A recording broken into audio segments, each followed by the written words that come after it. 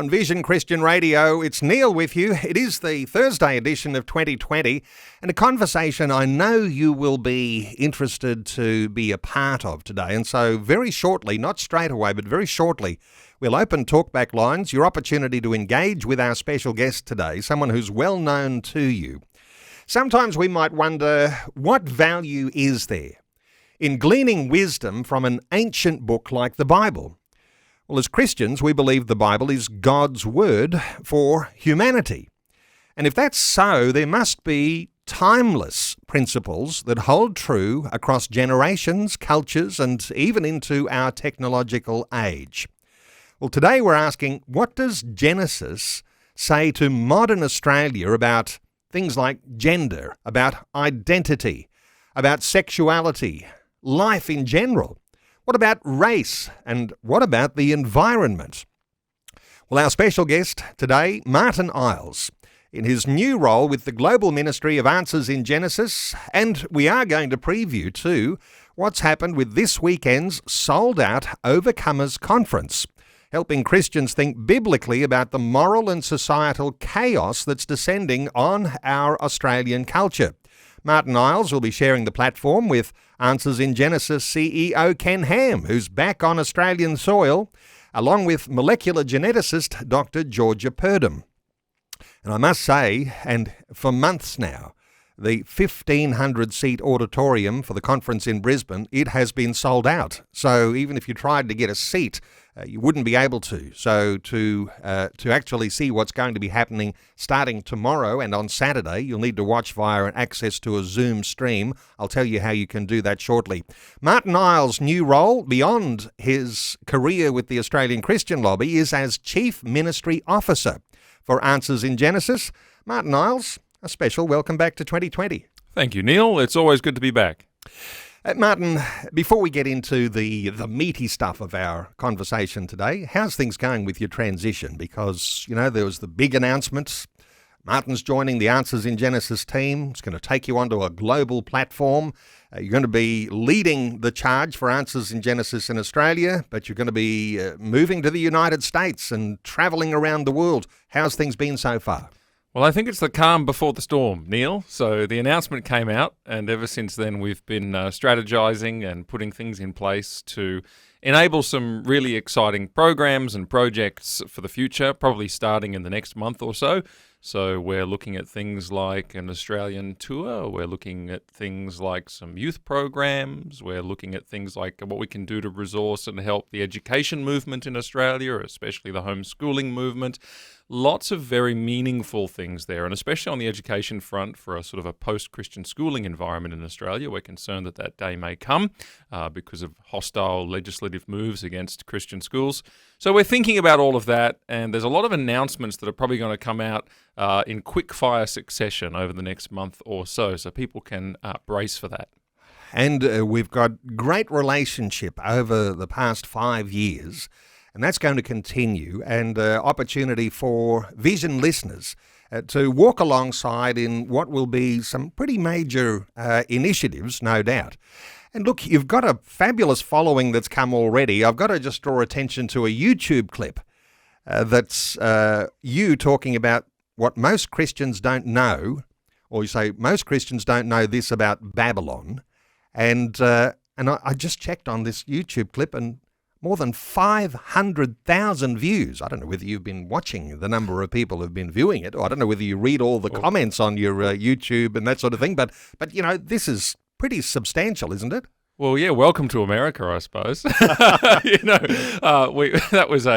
a long-form 1-hour sermon on the book of Daniel from the Ark Encounter. I got up on the stage there and delivered that message one evening as part of a Living in Babylon, USA event. And I hadn't checked the latest views, Neil, but if it's over 500,000, I see, which is great. And I also try not to read the comments, because you end up getting in this situation where not only do the compliments go to your head, but the insults go to your heart. So, it's best just to rise above the noise sometimes and do what God has asked you to do. But that's amazing to see. And it is a reflection of the fact that this is a big platform, and we will have a ministry to Australia, we'll have a ministry to America, a ministry to other nations, and I trust and I ask people to pray that it will be something that honours God and gives people real clarity on the world in which they live from a biblical perspective. You're going to have home in Australia, but you're going to have home in the US too. And I imagine that'll be in Kentucky, although there's 3 states around the area there, isn't there? It's you've got Kentucky, Ohio, Indiana. And Indiana. Yep. So you get a choice to live in whichever state you want Yes. to live in, because all of those are much a similar drive to work, aren't they? They are. They're all about the same distance. Unless you live in northern Kentucky, you can live right next door to the head office there. Answers in Genesis have a number of properties. They've got the Creation Museum, which is in the greater Cincinnati area, Ark Encounter, which is a little bit further south in northern Kentucky region, in Williamstown. They've also just bought a brand new, very, very large property with a big office campus on it.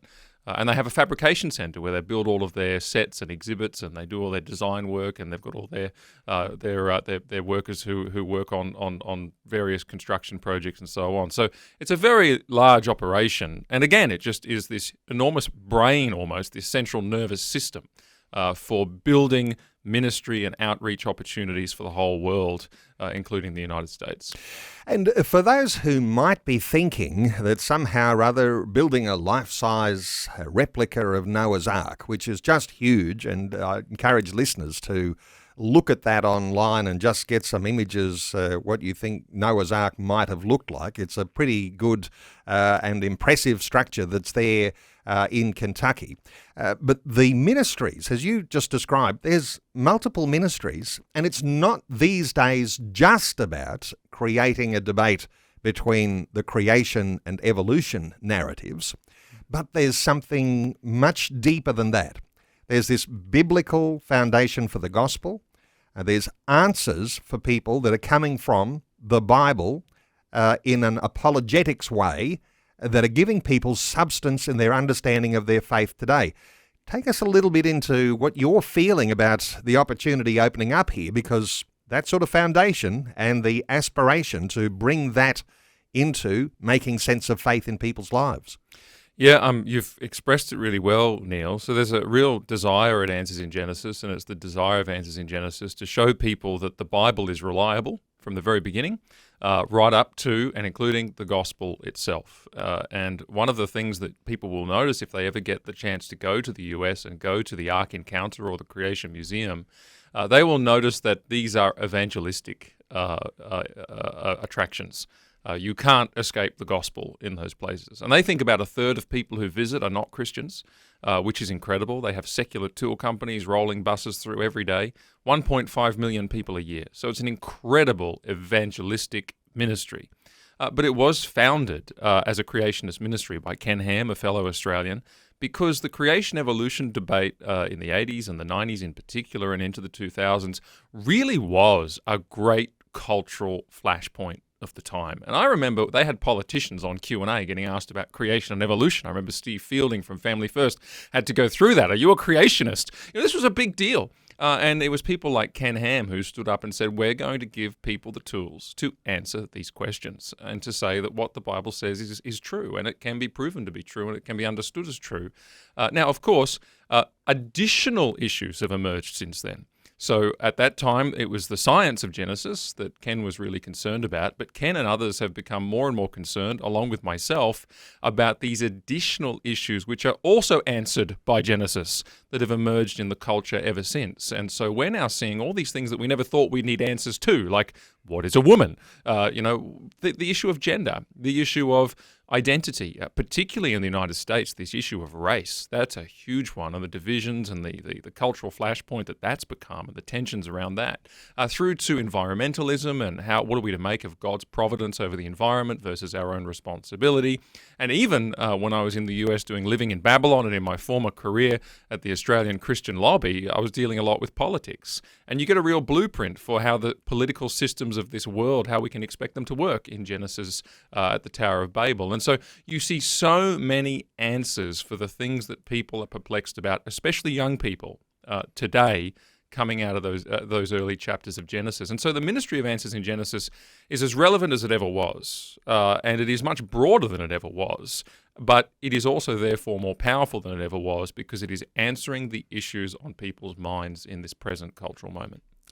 Well, interesting is you could make an assessment about our Australian culture, and let's just bring in Western culture because you're going to be dealing with American issues and all sorts of things. There seems to be, and especially in our Australian culture, this critical mass that's gotten to a point where it's become easier to be dismissive of the creation account, dismissive of the authority of Genesis. And once you get dismissive of this understanding of God and his foundations, then you're actually untethered, you're unanchored to some foundations. We're going to be talking about some of those foundations, and I do want to invite listeners to join in. Our talkback line is open now on 1-800-316-316. You might have a question for Martyn, and maybe it's not going to be a scientific question on evolution and creation, but certainly we're into the meaning of what all of this is about when it comes to the way our society is impacted today. We're back with more in just a few moments. Our talkback line is open on 1-800-316-316. Our special guest this hour is Martyn Iles. He has just is just getting still settled in to his new role, Chief Ministry Officer for Answers in Genesis. And sometimes we think of Answers in Genesis, that's the creation versus evolution organisation, isn't it? Well, here is a lawyer, here's a Christian commentator, a preacher who has a role to play because making application to the present day of what it all means when you are a creationist is where Martyn Iles is at. Martyn, where do we start here? I mentioned early on in the introduction, we'll be talking about gender and identity and sexuality, race, environment. Let's start with maybe something that you might like to talk about, certainly around identity, because these days we're hearing about identity politics. People are aligning with various groups and everyone's becoming an activist and they're pushing their ideas. Identity is really one of those things that has really captured our society and perhaps not in a good way. That is right, Neil. So identity is a word that has exploded in prominence in the last 20 years, especially the last 10 years. And it really is an entire philosophy. If you ask any child attending even primary school in an Australian school, have you heard about identity? They'll say, oh yeah, absolutely. And they might be just in grade 5 or something, and you might say to them, well, what is identity? And they'll start telling you. I've done this experiment a number of times. They'll say, oh, it's your sense of self, it's your understanding of who you are, it's your personal preferences, it's your desires, it's what you think you are, it's all, and they'll start telling you all of these answers. And, you can go onto ChatGPT, which is a great research tool because it synthesizes all the stuff that's been published when it gives you an answer. And you can ask it, what's identity? And it'll tell you, this is your self-perception. This is how you see yourself.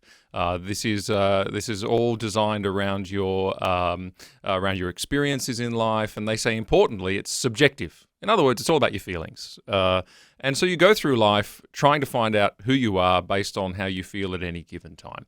And that's where we're at. And, you might even feel like, well, you're not a boy, you're something else. You might feel like, well, you're not heterosexual, you're something else. You might feel any number of things. And, of course, the problem we're facing here is, well, what was always going to be the problem, which is that is there anything less certain than the way a young person feels from time to time? And what you're finding is that young people lack certainty. They lack clarity. They lack any sense of a firm foundation. There's the tyranny of not knowing. Also, you've got this other problem, which is if who you are is entirely subjective, if it is only based on what you can see within yourself, it means you're actually causing young people to permanently look within and to permanently take a posture where they're not looking beyond this world or beyond their experience at all. And of course, what that means is that young people are losing hope, because hope is beyond us. Hope is beyond our experience. Hope is something greater, something that we look forward to, something that is beyond and greater than and above this world and our experiences. And so you are starting to see this problem of hopelessness creep into young people's lives. And if you look at the statistics, unsurprisingly, you see that hopelessness is an increasing issue. You see that the suicide rate amongst teenagers has gone up by more than 50%, nearly 60% in the last 10 years or so. You see that 13% of teenagers have had a major psychological event in the last 12 months. So that's doubled in 10 years. You see that that something like a third of teenagers have seen a mental health professional in recent times. The depression statistics are way up. The anxiety statistics are way up. We're seeing exactly what we would expect to see, which is hopelessness, and which is a lack of certainty and foundation, which leads to anxiety. And of course, nobody's asking the obvious question, well, when it comes to who am I really the only person who can answer that question? Is there something to be said for the fact that God created human beings, and that when God creates something, he embeds it with a certain purpose, and he embeds it with certain qualities and features that define what it is? And nobody's looking to God. Nobody's looking at creation. Nobody's asking, what does God tell us about who we are? And that's what I'm speaking about at a conference this weekend, is biblical identity. It's the fact that in the Bible we learn that God made us in his own image. That really means something. God made us for a certain purpose, to display his image. That's a high calling. What does that mean? It gives us something to do. Also, God made us to know him. There's another great purpose. But also God made us male and female. That means something, because God then goes on to explain why he did that, why he took the trouble to worry to make a man and a woman, not just human beings. And also God made us in other ways. And so we look at the Bible and we start to see, well, hang on, here in Genesis, you see that the way God made things answers some of the real dilemmas that especially our young people are facing right now. So this takes us back, doesn't it, right to that Bible book of Genesis. And some might be thinking, well, can't I get that identity and that understanding from other places? Doesn't modern psychology tell us what we can think about identity? Isn't this something for the 21st century? Why are we looking back thousands of years BC to be able to find where our identity lies? What are your thoughts here as we come back into this Bible book of Genesis? Are there simple things that we can glean? Are there some things that we glean that we say, if we ponder on those for a moment, this is profound? What do we think about when we come back to that Bible book of Genesis? Well, the reason we can go back to Genesis is because we find something in Genesis at that particular time in history and in that record that we don't find anywhere else. We find a world that was made that was not spoiled by sin and corruption. And so God looked at the world in Genesis 1 and Genesis 2, and he said, this is very good. Now, we've got to take that seriously. We need to sit up and go, wow, what's very good? And it tells us what's very good. It actually paints, a really solid picture of who we are, how we're supposed to relate to God, what our purpose is in the world. Now, of course, what happened after that was that there was this event called the fall. And the Bible doesn't teach now that the world is all very good. Jesus said the whole world lies in the wicked one. The Apostle Paul said the creation itself is groaning for redemption because there's been a fall, and because now we see that things are broken. We see that things are corrupted. We see that things are not as they should be. And we also see that our own humanity is corrupted. People are capable of greatness. People are very smart creatures. People are capable of tremendous civilization, philosophy, writing, building, and so on, and innovation. And yet people at the same time are such terrible creatures. We're capable of such evil.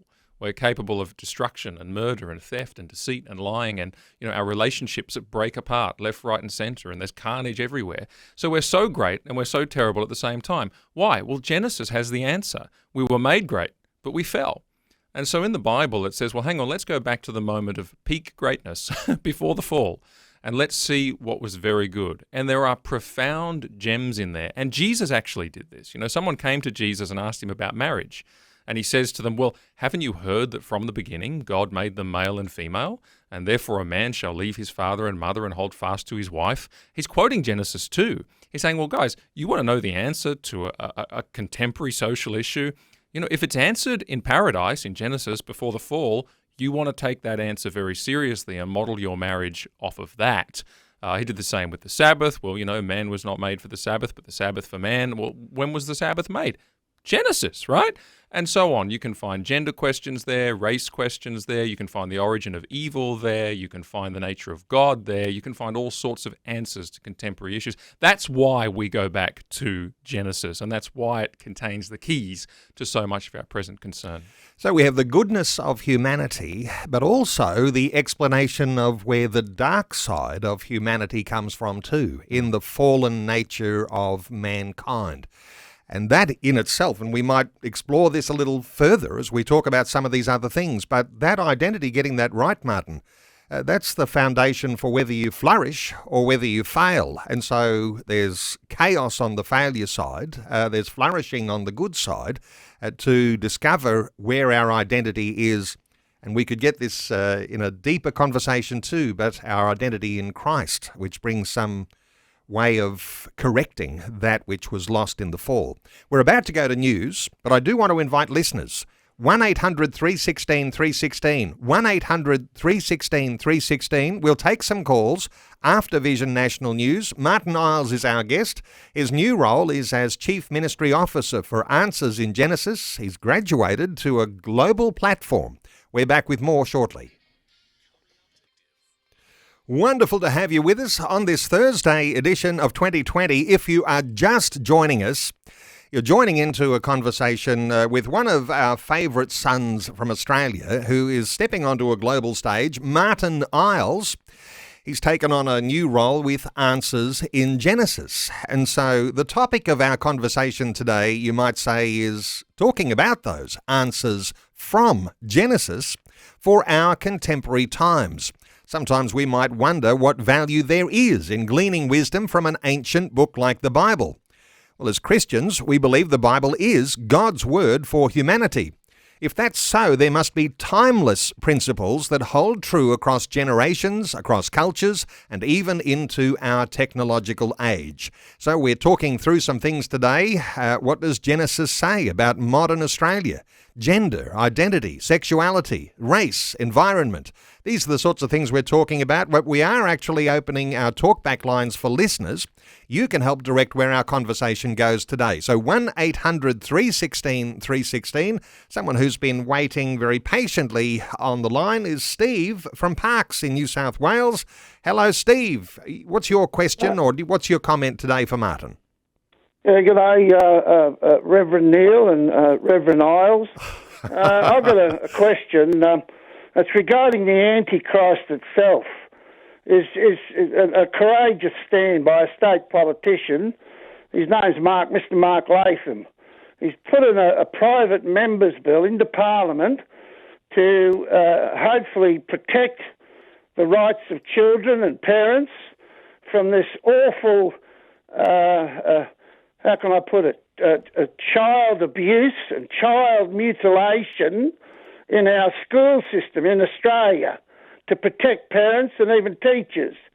Mr. Latham has made a courageous stand despite huge criticism from all levels of media, from society, to protect the rights of women and children and parents against child abuse and child mutilation brought about this gender transitioning. God created man. God created women. The children belong to God. Steve, there's lots of confronting things that are happening, and there's confronting ways of talking about these things as well, and you've identified some of those. Let's come to Martyn for his thoughts here, and he knows Mark Latham personally, and he's been following this thing along. It's been going on now for quite some time. Martyn, your thoughts for Steve around the challenges, the hostility around these issues? Yeah, look, I mean, Steve has touched on something important in this sense. I am convicted and convinced, as I think Mr. Latham is, that there really is a genuine humanitarian crisis in our country at the moment. And that is seen in the thousands upon thousands upon thousands of children who have been told that their gender, including down to how it affects their biological sex, is just a product of what is in their mind. And as I said before, is there anything less stable than the day-to-day feelings and mindset of a young person? The answer is there's not much that's less stable than that. But based on their feelings around these issues, these young people are receiving irreversible treatments that will change their lives in negative ways from which many of them may never recover. This is a really sad and desperately tragic situation we are seeing unfold here in the West. Now, we can look to politicians and we can demand that they do something legislatively, and we should. And it's good to see some advances here, albeit small ones. But, I'm looking now from a different angle, which is to say, well, what can we do to help children and young people on this issue, given that it is now out there in the world? This ideology is everywhere. And one of the answers is that we need to provide resources, we need to equip parents, we need to equip teenagers, we need to equip people to see that the answers are in Genesis and in Scripture on this issue, and they are good. And we're hoping to do that through an education movement. We're continuing to produce so much material through Answers in Genesis because we need to change the culture, not just the legislation. We need to change the minds, and we need to preserve and protect young people from this toxic ideology. This ideology that says, you know what, the way God made you is not the issue. The way you feel in your head is the issue. And what that ideology does is it says, oh, well, no, God's not the real creator. God, the God of Genesis 1 didn't really create all things. He doesn't really have authority. You have authority. You're the creator now. Now, what you feel in your head is what really matters, and that's how to live.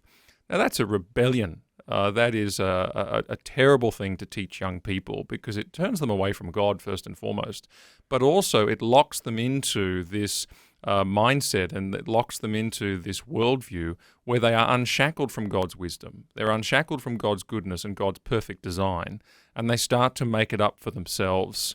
And adults are doing this to kids, actually. Kids are just, they don't know, they can't even choose their own bedtime, half of them. But adults are putting this toxic ideology into kids' minds, and we need to be producing and boldly proclaiming the antidote. And that is my task now, and I'm looking forward to it. But again, I'd like to say to people, God made us male and female. And he said why he made a man, what the man was to do. He said why he made the woman, what the woman was to do. Read Genesis 2, you'll see it all there. And God has said, I'm the creator, not you.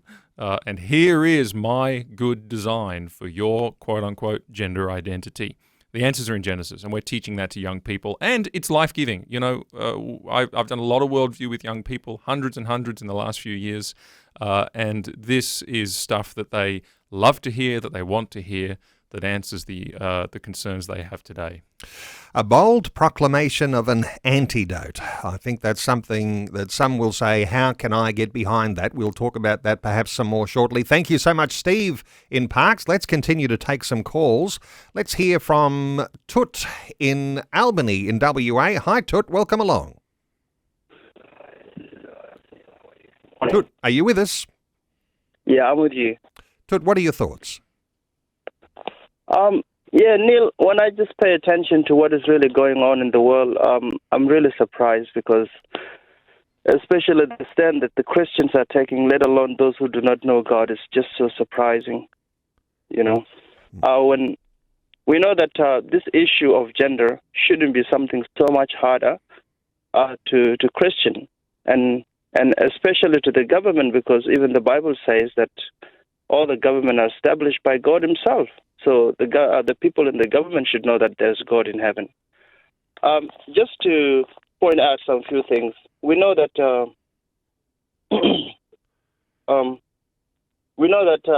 reason why all these things are happening is because we know in the book of Romans chapter 1, if you see it in verse 21, it says that because these people knew God before, but they did not glorify God as God. So God gave them up. So what happened is when God gives you up, he takes out his spirit from you. and what it replaces in is the spirit of the devil. And the acts that portray from that person are those works which are written in the book of Galatians chapter 22, the works of the flesh. And that's why you see all there's good thoughts that you're introducing here, and I'll bring Martyn in on some of the things that you've been talking about. Martyn, thoughts here for Tut? Well, I really agree with Tut that in the sense that, we do live in times when it seems that there is a real unleashing of this rebellion that we talked about against God's creation power. And Tut mentioned the gender issue, the last caller Steve mentioned the gender issue, but it's so many more things than that, where people are saying, no, we are the creators now. We're going to rewrite the rule book. We're going to take all of existence into our own hands, and we're just going to make sure that we live our own way. And we do that on nearly everything now, from identity, who I am, through to the sexuality question, racial issues, through to how we look at the world. We say, no, we're in charge of the world now. God's not in charge of the world. We'll save the planet. God won't save the planet. It goes on and on. Now, that really is the spirit of the age, this rebellion. And what we find in Genesis again, and like I said, the answers just keep coming up in Genesis, we find this business of Babel, which was the first place where people got together and decided that they would build a city and that they would use their collective power and their institutions of government to secure themselves in their rebellion and say, you know what, we can't do this alone. We can't live the way we want to live by ourselves because there's consequences. If we live our own way, we get hurt when we're living outside of God's way. But we can build a state. We can build institutions that will save us from the consequences. So, today we can live as we please in the sexual sense because we have all of the health clinics and we have all of that funded by the government, and we can, promote this gender ideology because the government is in the education system funding that and indoctrinating people. And you see the arms of the state being used to promote the lie and to secure us in our rebellion. And that's Babel, the spirit of Babel. And it's here today. But what's the solution to the spirit of Babel? Actually, it's the faithfulness of God's people. You see that in Babylon in Daniel's day. He lived in a society just like that. But Daniel and his 3 friends are what the Bible points out as the salt and the light in that place, who really changed things for God just through their faithfulness to God as their Lord, as the true creator, and as the one whom they served in every situation. And so I think that the responsibility on the individual Christian today is just getting greater and greater and greater, because it is now up to us to be Daniels, to stand against what is going on in our culture. Who would have thought you'd have to be a Daniel in our modern day? Tut, thank you so much for your call. 1-800-316-316 to join in our conversation. You might have your own thought, a question. Martyn Iles is our guest. Let's hear from Glenda, who is in southwest Victoria. Hi, Glenda. Welcome. G'day. Thank you for having me. Okay, I just want to talk about the sexual identity issue, and it just breaks my heart in children. And you do hear it from the pulpit, and especially Christian media. It's been highlighted lately. However, I've never heard of sexual abuse from the pulpit.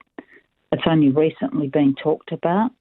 Yet in Genesis, in the whole Bible, it occurred 6 times, and first of all in Genesis with Lot and his daughters. And I really believe that this abuse of any kind affects children and their decisions, and it leads to lack of hope, suicide, and all sorts of destructive tendencies. What is the statistics relating from this abuse to sexual gender? I don't think this has been talked about on this show so far. Well, there may well be connections between abuse and some of the confusion that goes on today, and I don't know what those specific research statistics might be, and Martyn, you might have some thoughts here, but in a general sense here, do you think there are connections that what we might be facing here in our 21st century comes down to even some of the things you can glean from Scripture around times when you might be able to identify things that have been out of line so far as good relational purpose? It's interesting. I was preparing for my talk on the weekend, and I was thinking, when the modern world talks about the identity question and what's within us and what's worth pursuing, it thinks that it's all good. It thinks that what comes out of the heart of man is goodness and rainbows and all the things we need to prosper and be happy. And they say, you do you be your best self. In other words, find all the answers on the inside. And it struck me that when Jesus talked about who we really are, what's actually on the inside of the human person, he didn't talk about the good bits. He said, out of the heart of man comes the things that defile him. And then he goes through a list, and it's quite long. He says, out of the heart of a person come evil thoughts, come thefts, comes covetousness, and then he says comes sexual immorality, comes perversions, and comes all these other things. And I thought, well, hang on, what would we expect to see then? So if Jesus is right, if he's saying actually sin, actually all these horrible things you see in the world, that resides in the hearts of people. That's why it's here. And if that's correct, then you would think that this gospel of identity, which is look within, discover yourself, what would accompany that would be an explosion of theft. What would accompany that would be an explosion of strife. It would be an explosion of sexual immorality. Would be an explosion of perversions. And you know what? I see that. And so what the caller has touched on is the fact that actually this idea of sexual perversion, this idea of sexual immorality, it is rife at so many levels of society, including in the hidden parts of society where abuse is taking place, where nobody knows about it. And of course, that's because we've missed the truth, which is that actually it is God who brings salvation. It is not our identities. Our identities actually create more and more sin in the world. And the main thing I think for us is to teach that truth. It's going to be very, very difficult for every pastor to address every problem. And so I sympathize with pastors in that. It's really difficult to deal with all the problems and all the bad things and all the layers and layers of destruction that are in the world. But we can all teach truth. And we need to teach the truth about sexuality, the truth about sexual purity and all those kinds of things in order to address these issues in our world. Glenda, thank you so much for your call. 1-800-316-316. If you have a question or a comment, Martyn Iles is our guest. Let's take another call. Dorothy is in Wondai in Queensland. Hi, Dorothy. Hi, good morning. Firstly, thank you, Neil, for this time and this conversation, and thank you, Martyn, for everything that you are sharing and the wisdom and knowledge that I myself am gaining. Now, I'm a grandmother, a mother, a friend, and I was thinking, as you were discussing all these things, I've been very concerned about the gender issues, the culture issues, and I've been speaking with my children and my grandchildren and with some of our youth that go along to church. But what I want to ask is, we have a small group, ladies. We meet together. We're in a rural area. And just the other day, we got together just to encourage one another. And I brought up the topic about, do we know what's going on in school? Do you know what they're teaching? Da-da-da-da-da. And anyway, we brought up the gender issue because that's the big one that seems to be really highlighted at the moment. And I noticed that some of my sisters were quite shocked. And I said, look, you need to know what's going on. But what I'm asking is, Martyn, for me, I would like to find information when I get together with ladies group or any groups where we could discuss this openly and ourselves be better equipped to be able to talk with our children, our grandchildren, with our youth or with friends and mothers and grandmothers so that we are able, one, firstly, we know we need to bring it in our home surroundings and that, but when our children are at school. So where could I go to find simple teachings to be able to, for us to continue to learn, especially in the day and age where we are now? Wonderful insight and thoughts from you, Dorothy. Martyn, what are your thoughts? Look, what I would say is that a good place to start for something that is simple, straightforward, totally biblical is go to the Answers in Genesis online store. There are a lot of resources there. Now, for example, I'm thinking now of something that I just gave some of my nieces and nephews, and it's an Answers series. It's a whole box set of little small books, bite-sized books on all the cultural issues and all of the presenting issues of our time. And you will find one of those which addresses the transgender and the gender identity issue. Go there, find that sort of thing. It's simple, it's straightforward, it's easy to digest and understand. I would really suggest starting there. And then all I can say is that if you wait until October, I'm writing a book about this. So there's a book on biblical identity coming out, so that should be helpful as well. But that's a great place to start. Dorothy, is that helpful? Yes, Neil, will you have that site up on the page, on the Vision page, where I can go in and have a look so I can, go in there? The best thing will be to just write down the website, Dorothy. Otherwise, we might have it there on our Facebook page, but if you want something straight away, how you can connect, just answersingenesis.org is the website. Answersingenesis.org. Dorothy, thank you so much for your call. 1-800-316-316. Let's take another call. Evelyn is in Southern Midlands in Tasmania. Hi, Evelyn. Welcome along. Hi, how are you? Good. What are your thoughts, Evelyn? When I was younger, and I'm 65 now, when I was younger I was sexually abused and saw men and boys being treated better than women. So at around about my teenage years, I would have given anything to change genders. But that's not the right reason, because I didn't really want to be a man, but I saw that society was treating them in a privileged way compared with females. Interesting issue around inequality by way of gender, male and female, and the aspirations of what a young girl going into teenage years might see about that and have perceptions in her mind, or what a young man might feel. Anyway, thoughts from you, Martyn, for Evelyn? Yeah, I mean, first of all, I'm really sorry to hear what happened. But Evelyn has raised something pretty important, which is that if you are telling young people to act in, really severe, life-altering ways based on how they're feeling at a particular point in time, Evelyn has rightly pointed out that would have taken her down a wrong path.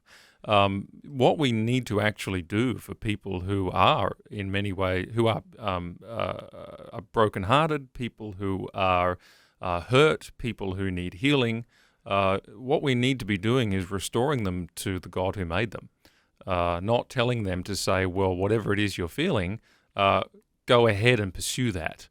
And these days, that is what we are saying. And Evelyn has pointed out that one of the reasons why some of these young people, particularly young girls, want to become men is actually because deep down in their subconscious, they are concerned because of abuse issues or because of mistreatment issues where they feel vulnerable as women. And they think that if they could only become a man, they would be strong again. And that is a real phenomenon. And these days, what we're doing is saying, well, sure, let's take you down the clinic and start that process. And it cannot be reversed beyond a certain point. And that is that's adding pain upon pain. And what we need to be doing instead is teaching that there is a God in heaven who is a creator, but also a redeemer and a restorer of those who have been hurt. Evelyn, thank you so much for sharing that insight with us today, and we'll have to put a line under any other calls. Time has run out for our conversation. This weekend, you're going to be sharing the platform with the Answers in Genesis CEO Ken Ham, and also molecular geneticist Dr. Georgia Purdom. So on stage, you're going to be one of the three keynotes, you and Ken Ham and Georgia Purdom. It's going to be a significant time. I mentioned it's already been sold out for months, a 1,500-seat auditorium sold out. People can still watch that on a live stream via a Zoom meeting. How do you think that is going to happen? You've got the details there at all, Martyn? Yeah, absolutely. So this is Friday night from 6 p.m. and then all day Saturday from 10 a.m. to 5 p.m. The conference is called Overcomers. I'm speaking 3 times, Ken's speaking a couple of times, and George is speaking a couple of times. And people can access that live stream by going to answers.tv. That's it. That's the whole URL, answers.tv. And if you scroll down, you'll see a section there called Products, and you'll see the Overcomers graphic. click on that and you can get access to the live stream for just $10. It's really not very much. It helps us pay for the cost of the conference, and you can follow along over the weekend. And even if you can't make it for the weekend, if you purchase that product, it will be available forever. You can go back and watch it in a week or 2 weeks or 3 months or whatever you like, or you can just subscribe to Answers TV and get a whole bunch of great resources along the lines of what I've been saying today and get access to the conference. So it's up to you.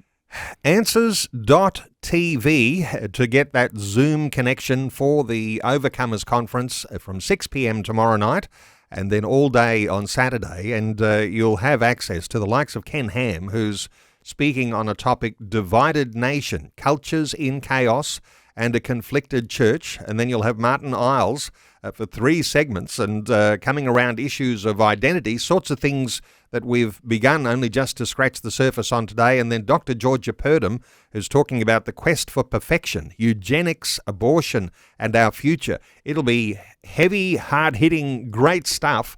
And Answers.tv is how you get to be a part of that Zoom for the conference. It's called the Overcomers Conference. You could simply Google that too and you'd find out how to do all of that. Martyn Iles, look forward to some of these big initiatives that will be announced in the months ahead.